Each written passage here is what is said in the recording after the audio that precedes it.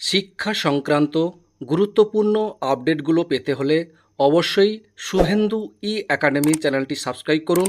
পাশে থাকা bell আইকনটিতে click করে ভিডিওটি বেশি বেশি করে শেয়ার করুন। নমস্কার, আপনি দেখছেন শুভেন্দু একাডেমিক ইউটিউব চ্যানেল। ষষ্ঠ দফা এবং সপ্তম দফা ভোটে যে সমস্ত পোলিং পার্সোনালরা ভোট নিতে যাবেন তাদের জন্য একটা খারাপ খবর এবং বলতে পারেন খুব গুরুত্বপূর্ণ একটা আপডেট। খবরটা উঠে এসে এইরকম: বুথে সেলফি, সাসপেন্ড পোলিং অফিসারের দায়িত্বপ্রাপ্ত শিক্ষক। আশা করি হেডিংটা পড়েই বুঝতে পারছেন কেন এই ভিডিওটা আপনাদের সঙ্গে শেয়ার করছি। আপনাদের কাছে অবশ্যই রিকোয়েস্ট করব, কোনোভাবে বুথের ভিতর ছবি নেবেন না, অর্থাৎ সেলফি নেবেন না বা যে কোনো ছবি নেবেন না। হয়তো বুথের বাইরে নিতে পারেন, বুথের ভিতরে কোনোভাবে নেবেন না।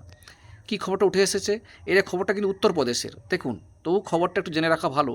বুথের ভেতরে সেলফি তোলার অভিযোগ উঠেছিল উত্তরপ্রদেশের হামিরপুরে এক পোলিং অফিসারের বিরুদ্ধে।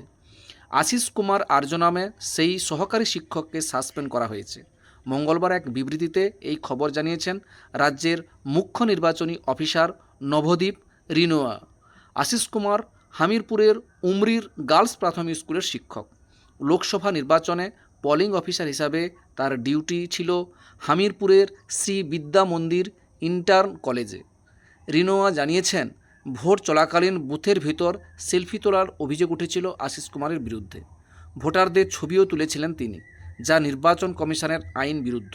এই গুরুতর আইন লঙ্ঘনের কারণেই হামিরপুরের জেলা প্রাথমিক শিক্ষা আধিকারিক আর্যকে সাসপেন্ড করেছেন।